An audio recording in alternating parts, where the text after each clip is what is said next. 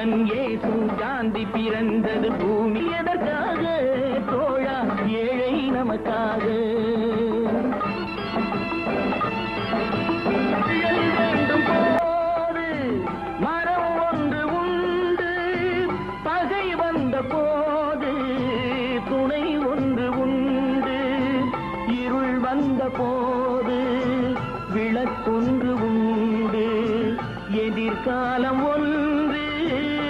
எல்லோருக்கும் உண்டு பொருள் கொண்ட பேர்கள் மனம் கொண்டதில்லை தரும் கைகள் தேடி பொருள் வந்ததில்லை மனம் என்ற கோயில் திறக்கின்ற நேரம் அழைக்காமல் அங்கே